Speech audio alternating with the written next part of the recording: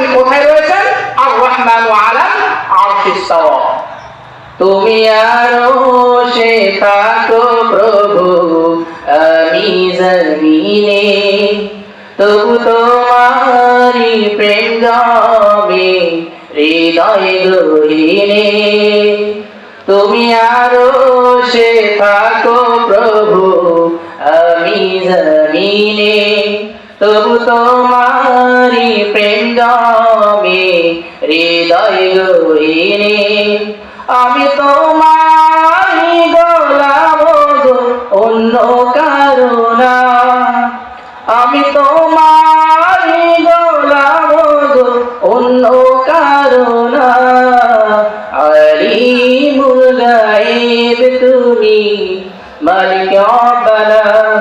আল্লাহু আল্লাহু আল্লাহু আল্লাহ, আল্লাহু আল্লাহু আল্লাহু আল্লাহ। লিল্লাহি তাকবীর। আল্লাহ রাব্বুল আলামিন এই পৃথিবীতে যুগে যুগে মানুষকে প্রেরণ করেছেন।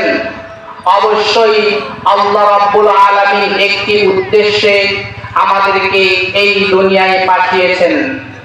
আল্লাহ রাব্বুল আলামিন এই দুনিয়ায় যেমন আদম এবং হাওয়ার মাধ্যমে আমাদের পাঠিয়েছেন, ঠিক তেমনি ভাবে আমাদেরকে জান্নাত দেওয়ার জন্য নবী রাসূলগণদেরকে আল্লাহ রাব্বুল আলামিন পাঠিয়েছেন।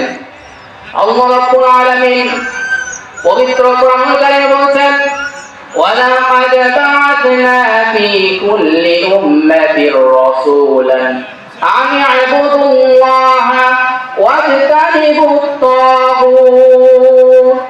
আল্লাহ রাব্বুল আলামিন বলছেন, আমি প্রত্যেক জাতির কাছে, প্রত্যেক উম্মতের কাছে আমি রাসূলদেরকে প্রেরণ করেছি, যারা বার্তা দিবে, এই বার্তা থেকে এই সংবাদ দিবে যে এক আল্লাহর ইবাদত করো এবং তাগুত, আর তাগুত হুয়া শিরকুন ওয়া কুফরুন, এই তাগুত থেকে মানুষকে বিরত দান করবে। সুবহানাল্লাহ।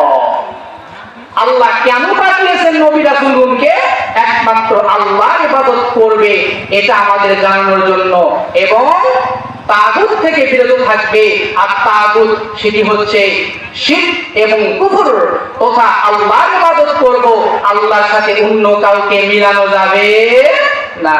আল্লাহর ইবাদত করব, আবার অন্যের কাছে চাইব, এমন কোন আমাদের আস্থা রাখা যাবে না। আর কুফর হচ্ছে রাসূল সত্য, আল্লাহ সত্য, কোরআন সত্য, নবী সত্য, তবুও যারা মানে না তারাই হচ্ছে তাগুতের অনুসারী।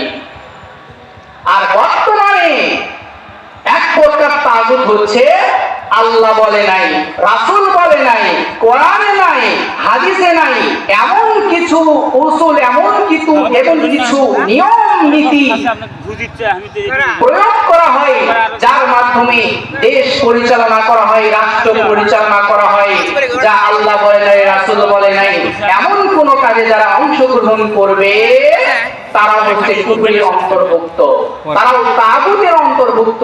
তো আল্লাহ রাব্বুল আলামিন আমাদেরকে এই থেকে বাঁচিয়ে রাখুন বলে আমিন।